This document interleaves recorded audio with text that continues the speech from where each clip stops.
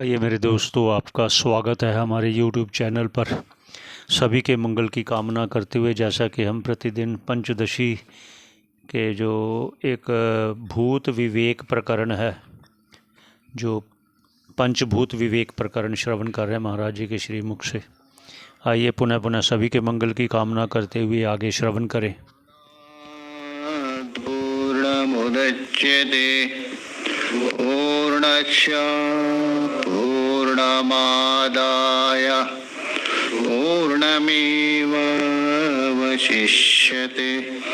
ॐ शान्ति शान्ति शान्तिः।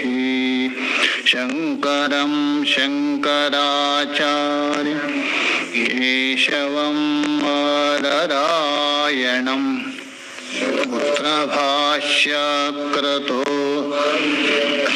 भगवन्तौ पुनः पुनः ईश्वरो गुरुरात्मेति मूर्तिभेदविभागिने भगवद्व्याप्तदेहाय दक्षिणामूर्तये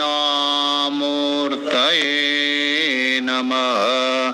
ॐ शान्ति शान्ति शान्तिः। हम लोग पंचदशी के दूसरे प्रकरण को लेकर विचार कर रहे हैं।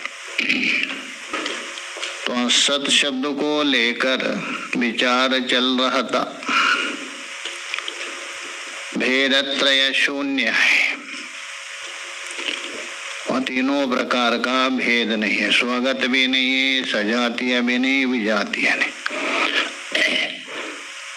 ऐसे जो अद्वैत तत्व है, अस्पर्श योग है,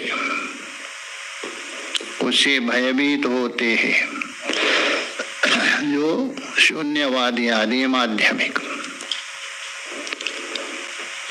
और असदैव आसीत शून्यमेव आसीत ये स्वीकार करते।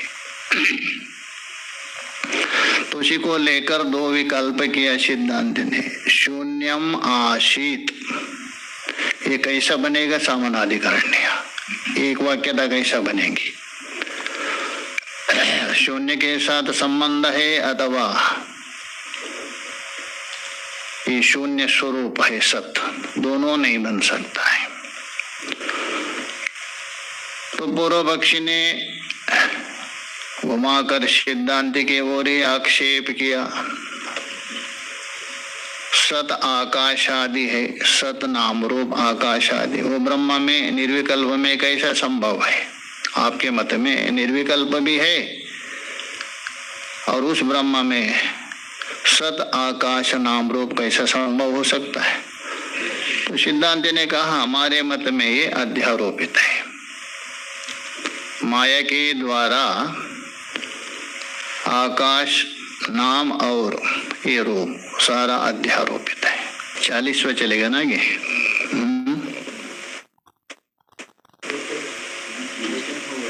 हाँ ये हुआ था ना, 39 तो हुआ था ना। हाँ, परमार्थ तो द्वैता भावे स्मृतिम प्रमाणयति। देखिए दो दृष्टि होती है आपकी, एक व्यावहारिक दृष्टि, एक पारमार्थिक दृष्टि। ये दो दृष्टि के बिना आप किसी शास्त्र को नहीं लगा सकते। गीता को ही नहीं लगा सकते। गीता में अन्यथा भगवान उल्टा बोल रहे हैं। एक तरफ पे बोल रहे हैं मैं कुछ भी नहीं लेता हूँ, पुण्य पाप कुछ भी नहीं, अज्ञानेन आवृतम ज्ञान, और दूसरे तरफ से बोल रहे पत्रम पुष्पम फलम तो यम बोल रहे हैं। श्रद्धा से जो देते वो मैं लेता हूँ। पहले बोल तो कुछ भी नहीं ले रहे, अभी यहाँ बोल रहे मैं लेता हूँ। विरोध दृष्टि हो रही कि नहीं? एक तरफ से बोल तो मैं कुछ भी नहीं करता हूँ, दूसरी तरफ से सारा जगत का कर्ता धर्ता मैं हूँ। ये दो दृष्टि लेके आपको चलना पड़ेगा, व्यावहारिक दृष्टि और पारमार्थिक दृष्टि से। तो इसलिए यहाँ बता रहे परमार्थ तो मतलब पारमार्थिक दृष्टि से, पारमार्थिक विचार से, मतलब यथार्थ विचार। द्वैताभावे, द्वैत नाम का कोई वस्तु है ही नहीं, क्योंकि इसका उत्तर दिया है कारिका, आदो अंते च यन्नास्ति वर्तमानेपि तत्तथा। जो पहले नहीं बाद में भी नहीं रहेगा, बीच में कहाँ से टपक गया, बीच में भी है नहीं।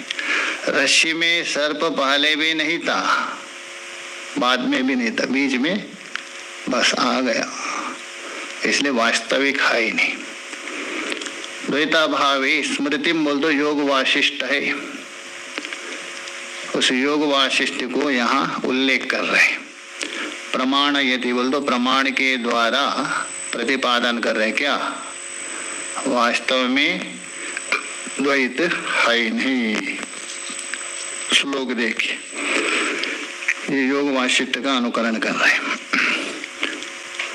तदा स्थिमित गंभीरम न तेजो न तमस्ततम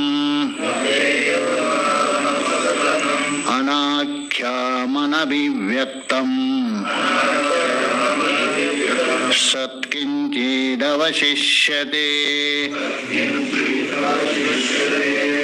तदा, कदा, तदा, तदा बोल दो उस समय में, उस समय में मतलब किस समय में, इदम अग्रे आशीत, जो श्रुति ने बताया था उसी को स्मृति भी बता, एक स्मृति वचन है योग वाशिष्ठ। तदा का मतलब है सृष्टि पूर्व काल में अथवा परमार्थ दशा में, वास्तविक दशा में, यथार्थ दशा में। स्तिमिता गंभीरम, स्तिमित और गंभीरम। स्तिमित कहते हैं, स्तिम धातु है, स्तिम आर्द्री भावे, ये अपना दिवादी का धातु है, परस्मै पद है, शेट है, दो होता है ना, अनिट और शेट होता है। शेट धातु है, परस्मै पद है, दिवादी गण का है। तो आर्द्री भाव में अर्थ प्रयोग होता है, किंतु मेदिनी कोशकार ने वहां कहा अचलः आर्द्री भावे च, केवल आर्द्री भाव जानते हैं ना, आर्द्रे, आर्द्रेंदन संयोग सुना है, कहाँ सुना है? स्मित धातु है, आर्द्री भाव में होता है, गीलापन में। तो किंतु यहाँ गीलापन अर्थ में नहीं है, अमरकोशकार ने आर्द्री भाव अर्थ किया है, क्योंकि धातु को लेकर। एक मेदिनी कोशकार है, उन्होंने कहा अचलः आर्द्री भावे च, अचल अर्थ में भी प्रयोग होता है, धातु नाम अनेक अर्थ, अचल में भी है और गीलापन में भी, क्योंकि स्मित धातु है ना, तो स्मित धातु को ता प्रत्यय किया है, ता प्रत्यय करके तो आपका बनता है स्तिमितः, ये बन जाता है। तो स्तिमित का मतलब यहाँ आर्द्री भाव नहीं लेना, यहाँ क्या अर्थ है दूसरा, अचंचलः, उसमें कोई चंचल नहीं है। चंचल का मतलब चंचल, चंचल का मतलब उतल पुतल, चंचलम ही मनः कृष्ण, ये तो अचंचल है। आकाशवत, आकाश में कोई चंचलता नहीं है, क्यों नहीं है? व्यापक है, निरवय है। परिचिन्न वस्तु और सावयव में ही चंचलता होती है। ये तो आत्म तत्व कैसा है? व्यापक है, इसलिए वो अचंचल है, स्थिमित। दूसरा बता रहे गभीरम, गभीरम बोल दो गम धातु है, ईरन प्रत्यय हो गया, उनादि। गम धातु को ईरन प्रत्यय करके गभीरम बनता है। गभीरम बोल दो अत्यंत गहन, इतना घनीभूत है, उसमें प्रवेश नहीं कर सकते आप। ये नदी बहुत गंभीर है, गंभीर बोलते ना, वैसे गंभीरम, कबीर कहिए गंभीर, ये क्या अर्थ है? गंभीर है, गंभीर का मतलब गहना, जिसमें प्रवेश नहीं कर सकते। वो जो आत्मा तत्व कैसा है, एक तो स्थिमित है, स्थिमित का मतलब अचंचल, और दूसरा गंभीर है, उसमें प्रवेश नहीं कर सकते। कौन? आपके जितने भी साधन है, साधन कौन? करण, इंद्रियां वहां प्रवेश नहीं कर सकते, इंद्रियों का विषय नहीं है वहां, इंद्रिय का विषय नहीं बन सकता है। तो इसलिए बोले स्थिमित गंभीरम, कदा? तदा, उस अवस्था में, किस? सृष्टि के पूर्व में कहिए अथवा पारमार्थिक दृष्टि से। न तेजो, और तेज भी नहीं, या तेज भी दो प्रकार का होता है, लौकिक अलौकिक। ज्योतिर्ब्राह्मण में सुनेंगे, बृहदारण्यक में। जो ये लौकिक तेज है उससे रहित है, किंतु ज्योति रूप से रहेगा ही, वो स्वयं प्रकाश है। इसलिए न तेजो का मतलब है भौतिक तेज से भिन्न, केवल आत्म ज्योति रूप से स्थित रहता है। न तमहा, न तमहा बोल तो अज्ञान से विलक्षण है, अज्ञान से क्या है? विलक्षण है वो। न तमा बोल दो, उसमें तम नहीं है, अर्थ नहीं करना। अज्ञानाद भिन्ना विलक्षण, अज्ञान को भी प्रकाशित करने वाला। आपको इधर लाना है ना, निषेध करके क्या प्रयोजन मिलेगा आपको? यहाँ तत्व में लाना है। अज्ञान से भिन्न तत्व है वो, और तेज से भिन्न है वो। न तेज का मतलब क्या है? ये भौतिक तेज से भिन्न आत्म तेज है, तदा। और न तमा मतलब अज्ञान से विलक्षण है, अज्ञान का प्रकाशक है। ततम, ततम बोल तो व्याप्तम, ततम का मतलब व्याप्त, वो व्याप्त रूप से था। और कैसे है? अनाख्यम, वो अनाख्य है। अनाख्य का मतलब आख्या कहते हैं, जिसकी व्याख्या करना, जिसको प्रकट करना, बोलना, वो आख्या कहते। और वो कैसे है? अनाख्य, जो वाणी का विषय होता है उसको आख्या कहते। वाणी के द्वारा बखान किया जाता है, वो आख्या कहते, किंतु वाणी का विषय नहीं, इसलिए अनाख्य। अनाख्य बोल दो वाणी का विषय। और अनभिव्यक्तम, व्यक्त का मतलब है किसी इंद्रिय आदि के द्वारा जो भान होना, प्रकट होना, उसको व्यक्त कहते हैं, किंतु इंद्रियों का अविषय हो, इसलिए अनभिव्यक्त। इसका मतलब क्या है? अनाख्य भी है, अनभिव्यक्त है। इसका मतलब शून्य होगा। शून्य भी क्या है? अनाख्य है। शून्य का वर्णन करो, क्या वर्णन करेंगे? और अनभिव्यक्त भी है। तो उत्तर दे रहे नहीं, नहीं आपका शून्य छोड़ दीजिए, शून्य नहीं। सत किंचित अवशिष्यते, किंचित सत अवशिष्यते, शून्य से भिन्न कुछ स्वरूप अवशेष रहता है। आप सबका निषेध करते जाइए, जितना भी पदार्थ निषेध करते जाइए, करते जाइए, करते जाइए, जहाँ रुक जाएंगे आप, उसका निषेध होगा? नहीं हो सकता है। मेरापन निषेध करते जाइए आप, जहाँ तक मेरा है। बाहर से जाइए, शरीर मेरा, मैं नहीं हूँ। इंद्रिया मेरी है, मैं नहीं हूँ।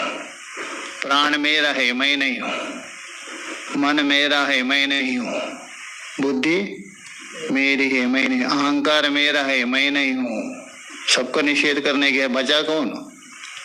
मैं हूँ। उसका निषेध नहीं कर सकते, इसलिए हम बता रहे हैं सत किंचित अवशिष्यते, कुछ अवशेष रहता है, किंतु उसको शब्द से बखान नहीं किया जाता है।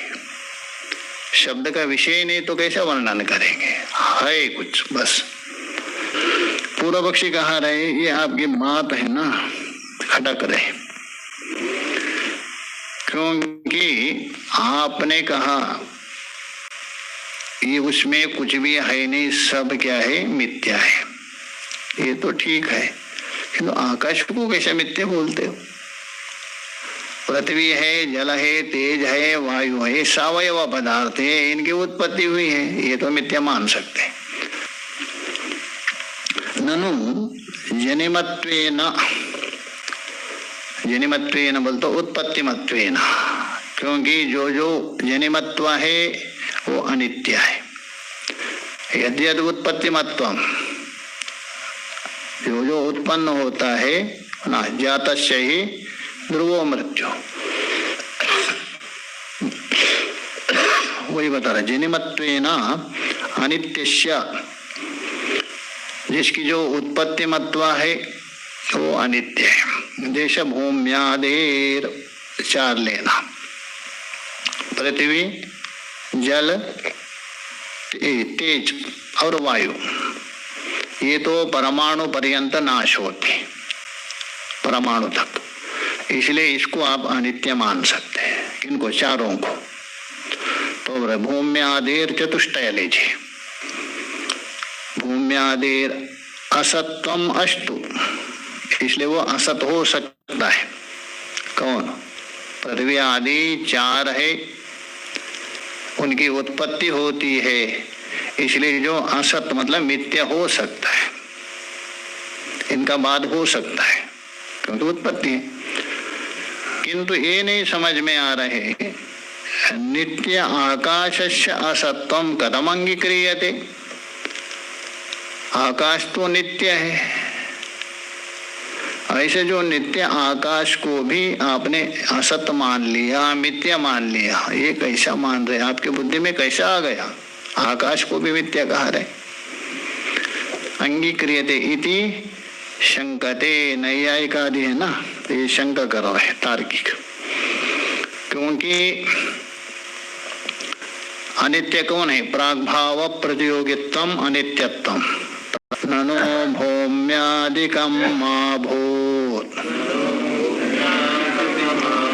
परमाण्वन्तनाशतः कथं ते वियतो सत्वं बुद्धिमारोहतीति चेत्। ये पूर्वपक्षी आक्षेप कर रहे, अतः नैयायिक वेदांति के ऊपर आक्षेप कर रहे। ननु अर्थात यदि भूम्यादिकम, पृथ्वी आदि चतुष्टय, पृथ्वी, जल, तेज, वायु, मा भूत, पृथ्वी आदिकम मा भूत परमाण्वंत नाशता मा भूत, वहां से लेना। पृथ्वी आदि जो चार है ये तो परमाणु तक क्या होता है? नाश होते। दो प्रकार है ना, पृथ्वी द्विविधा कार्य रूप और परमाणु रूप, दो माना है। तो परमाणु तक पृथ्वी, जल, तेज, वायु नाश होता है, क्यों? सवयव पदार्थ, इसलिए महाभूत। महाभूत बोल तो सत्यत्व ना हो। महाभूत का मतलब ये सत्य ना हो। कौन? पृथ्वी आदि चतुष्टय सत्यत्व ना हो, हमारी भी इच्छा है। क्यों? परमाणुवंत, परमाणु तक उनकी नाश होता है, इसलिए वो सत्य नहीं है, असत्य है, मिथ्या है। ये ठीक है, किंतु कथम ते वियतो असत्वम बुद्धिमारोहतीति चेत। ते मतलब वेदांति जी, वियतो असत्वम, वियत का मतलब आकाश, वी पूर्वक यम धातु से बनता है। वी पूर्वक यम धातु क्विप प्रत्यय किया जाता है। अन्यभ्यो अपि दृश्यन्ते सूत्र है, अन्यभ्यो अपि दृश्यन्ते, यदि भी कर्ता अर्थादि में करते क्यों। और मलोपे तुक, यम में जो मकार है ना, लोक करता है, और वियच्यति न विरमति इति वियत। यत धातु है ना, यम धातु। वियच्यति अर्थात न विरमति, कभी विराम नहीं करता है, निरंतर चलते रहता। चलते मतलब व्यापक, इसलिए उसका नाम है वियत। तो इसलिए बता रहे ते बोल तो तवम वेदांति नाम वियतो असत्वम। ये जो आकाश है उसको आप क्या मान रहे हैं? मिथ्या मान रहे, असत्व मान रहे। ये समझ में नहीं आ रहे। इतने बड़े वेदांती है आप, विचारक है, आपकी बुद्धि में भी नहीं उतर रहे क्या? अरे कोई मूर्ख हो तो अलग बात है। तो बोले बुद्धिम आरोहति इति कथम न। तो इसलिए बुद्धिम आरोहति ते बुद्धिम कथम आरोहति इति। ये जो असत्व है इस प्रकार आपके बुद्धि में किस प्रकार चढ़ रहे हैं? कौन सा भूत सवार हुआ है आपको? अरे आकाश असत्य है, इस प्रकार ते बुद्धिम आरोहति। बुद्धि आरोहति का मतलब बुद्धि में आना, बुद्धि में उतरना। क्या? आकाश मिथ्या है, आकाश नाशवान है। ये जो आपका बुद्धि में उतार रहे, किस प्रकार उतार रहे समझ में नहीं आ रहे। चेत, यहां तक पूर्व पक्षी। दृष्टांता अवष्टम्बेन परिहरते। दृष्टांत, जो दृष्टांत है उसको अवष्टम्ब बोल दो, आश्रय करके, दृष्टांत के माध्यम से, दृष्टांत के निमित्त से। परिहरति किम? प्रश्नम परिहरति।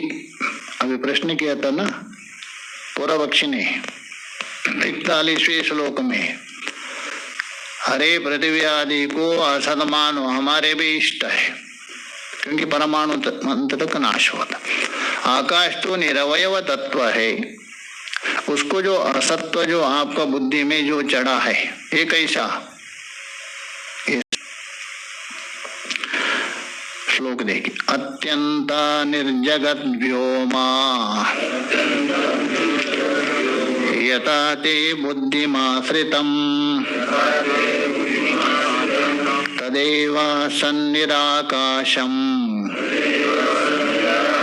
कुतो नाश्रयते मतिम्।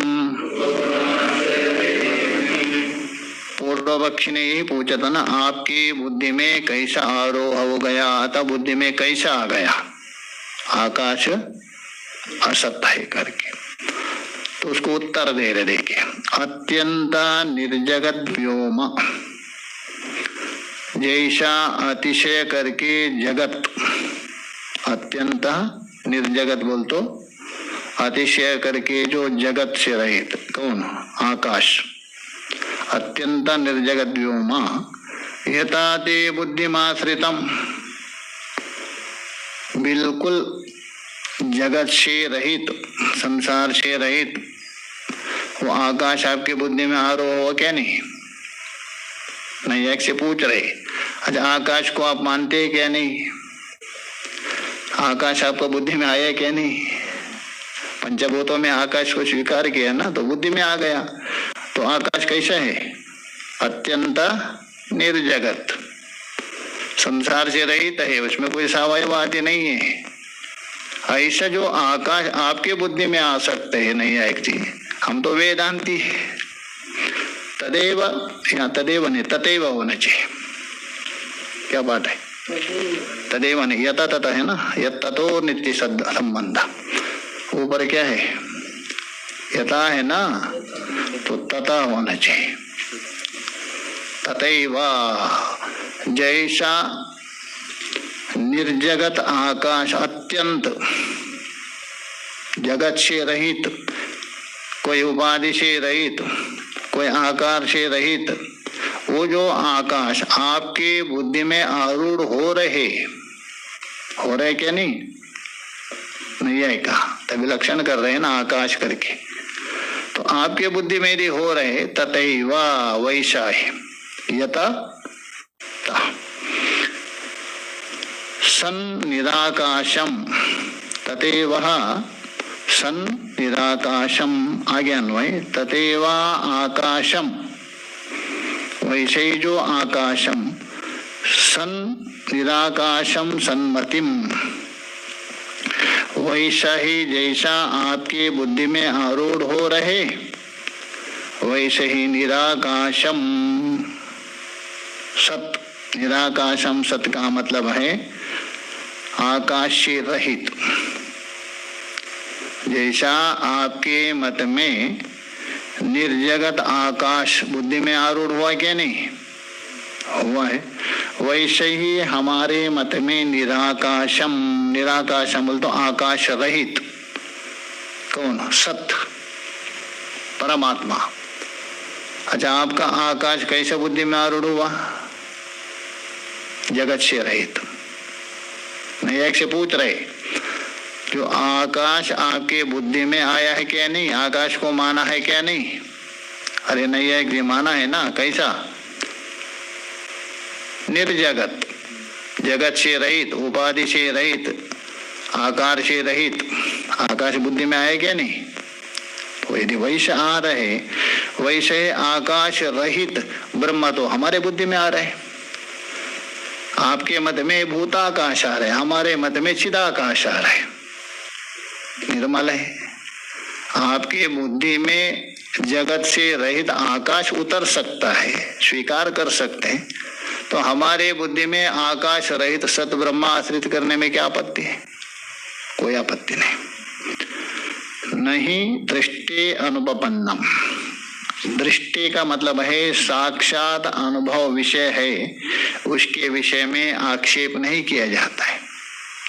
दृष्टि मतलब प्रत्यक्ष विषय, साक्षात अनुभव हो रहा है, उसके विषय में अनुपन्न मतलब आक्षेप करना उचित नहीं है। अरे आकाश तो अनुभव का विषय हो रहे हैं ना, सभी का, हर एक व्यक्ति का अनुभव का विषय हो रहा है। तो ब्रह्म का सत पदार्थ का अनुभव हो रहा है क्या? नहीं हो रहा है। तो बोल रहे दृष्टि वहां लेना ही, बोल रहे अस्मात् दृष्टि नहीं अनुपन्नम, ये न्याय है। दृष्टि का मतलब साक्षात अनुभव विषय, दृष्टि का मतलब जो साक्षात अनुभव का विषय हो रहे, न अनुपन्नम, वहां आक्षेप न उचितम, वहां आरोप करना उचित नहीं है। अच्छा, साक्षात अनुभव का विषय कौन हो गया? भूताकाश, भूताकाश है ना। ना प्रत्यक्ष नहीं मानते, इसलिए अनुभव का विषय चोदयति, अतः नैयायिक पुनः आक्षेप कर रहे। देखिए चेतक पूर्व पक्ष है, उसके बाद सिद्धांत। निर्जगत व्योम दृष्टम चेत प्रकाशातमसी विना क्व दृष्टम किंच ते पक्षे न प्रत्यक्षम यत् खलु। देखो वेदांती जी, हमने आपके ऊपर आक्षेप किया, आपने वैसे घुमा करके हमारे ऊपर दे दिया। हमने आक्षेप क्या किया था? यही आक्षेप किया था, आकाश को आप मिथ्या कैसा मानते हो? कैसा मानते हो? आकाश तो नित्य है, पृथ्वी आदि अनित्य हो सकते हैं। तो उन्होंने कहा ये जो आकाश असत है, मिथ्या है, वेदांती आपके बुद्धि में कैसा आरोह हो गया? उन्होंने पूछा था ना, कैसा आरोह हो गया? तो उन्होंने उत्तर दिया, जैसा आपके मत में, अर्थात नैयायी के मत में जगत से रहित कौन? आकाश बुद्धि में आरूढ़ होता है क्या नहीं? आप स्वीकार करते हो ना। वैसे ही हमारे मत में क्या है? सारा ब्रह्मांड आकाश आदि से रहित सत्य बुद्धि में आरूढ़ होता है। तो उन्होंने कहा देखो ये तो प्रत्यक्ष अनुभव है, अनुभव का विषय है आकाश आदि। और उसके ऊपर आप आक्षेप नहीं कर सकते। उसको लेके बोल रहे निर्जगत व्योमम दृष्टम चेत। निर्जगत मतलब जगत से रहित आकाश को देखा जाता है। देखा जाता बोल तो अनुभव किया जाता है, अर्थात अनुमान किया जाता है। कौन सा आकाश? जगत से रहित। किंतु आकाश से रहित सत है, उसका तो अनुभव हो रहा है क्या? हाँ, सुषुप्त में का अनुभव हो रहा है, तर्क दे रहे। अर्थात जगत से रहित, प्रश्न समझ दीजिए, उन्होंने क्या कहा? जगत से रहित आकाश क्या है? अनुभव में आ रहा है। किंतु आकाश से रहित जो सत है, एक अनुभव में आ रहा है क्या? नहीं आ रहा है। इसलिए आप आक्षेप मत करिए। यहाँ तक पूरा पक्ष। नैयायिक से पूछ रहे, अच्छा ये बताओ, जगत से रहित आकाश को देखा है, कहाँ बताओ? प्रकाश तमसी बिना क्वा दृष्टम। प्रकाश और तम के बिना यदि आकाश है तो दिखाओ ना। जहां भी आप आकाश देखेंगे निर्जगत का, हवा प्रकाश तो रहेगा ही। प्रकाश और या तो प्रकाश रहेगा एक, या दूसरा अंधकार रहेगा। उससे अतिरिक्त आकाश दिखाओ ना। आपने कहा ना जगत से रहित आकाश है। सिद्धांति पूछ रहे तम और प्रकाश को छोड़ करके आप आकाश को दिखाओ, तो कैसा बता रहे? निर्जगत आकाश करके। साथ में रह रहे हैं ना, कौन कौन? या तो प्रकाश रह रहे, प्रकाश यदि नहीं रहे तो क्या रहेगा? दम। दम को भी एक पदार्थ मानते, नैयायिक भले नहीं मानते, ये मानते। तो ये बोल रहे प्रकाश तमसी, दो ले रहे। वो कहेंगे केवल यदि प्रकाश कहेंगे तो ना, प्रकाश सर्वत्र नहीं रहता है, ऐसा भी माना जाता। तो प्रकाश नहीं रहे तो क्या रहेगा? अंधकार। ये दो को छोड़ करके यदि आकाश है तो दिखाओ। नहीं तो कैसे हो गए निर्जगत? ये भी जगत के अंतर्गत है ना। कौन? प्रकाश और तम। क्वा दृष्टा, कहां पर तुमने अलग देखा है? अर्थात जगत से अतिरिक्त आकाश को कहाँ देखा है? बताओ ना। जहां भी देख रहे ना, या तो प्रकाश से युक्त देख रहे या तो अंधकार से। किंच ते पक्षे ना प्रत्यक्षम भी यत खलु। और दूसरा बात है, आपके मत में आकाश प्रत्यक्ष नहीं हुआ, प्रत्यक्ष नहीं मानते। हमारे मत में तो प्रत्यक्ष है। वेदांत में है कि नहीं? हम बोलते कैसा है? साक्षी से प्रत्यक्ष होता है आपका। अनुमान गम्य भी, साक्षी भाष्य भी। साक्षी प्रत्यक्ष भी मानते हैं ना हमारे। ज्ञातता अज्ञाततः सर्वम साक्षी भाष्य है, वह हमारा मत में प्रत्यक्ष क्या है? वेदांत में प्रत्यक्ष का लक्षण। खलु, आपके मत में आकाश प्रत्यक्ष नहीं है तो कहाँ बताओ? जगत से रहित आकाश को देखा है। एक तो जगत से रहित होगा नहीं, दूसरा बात देखा है। किससे देखा? आंख से। आपके मत में प्रत्यक्ष है नहीं। कैसे बोल रहे देखा है करके? कोई अंधा कहा मैंने आपको देखा है, कहाँ देखा है? यदि कोई अंधा कहे मैं आपको देखा हूं, कहाँ देखा है? बताओ ना, कैसे देखा? वैसे ही नैयायिक जो आप बोल रहे जगत से रहित आकाश के प्रत्यक्ष हो रहे। किससे प्रत्यक्ष कर रहे हो? आप आंख से। आपके मत में प्रत्यक्ष नहीं। वो पूछेंगे आपके, हाँ हमारे मत में प्रत्यक्ष है। किससे? साक्षी से। तो ये बोले दो खंडन के। एक तो जगत से रहित आकाश की उपलब्धि नहीं होगी, या तो तम से उपलब्ध हो रहे या प्रकाश से, निर्जगत बनेगा नहीं। और दूसरा बात, आपके मत में आकाश प्रत्यक्ष है ही नहीं। कैसे देखा है बताओ? संभव नहीं। अतः ये आक्षेप मत करो। आगे का आगे, ओम पूर्णमदः पूर्णमिदं पूर्णात् पूर्णमुदच्यते पूर्णस्य पूर्णमादाय पूर्णमेवावशिष्यते। ओम शांति शांति शांति।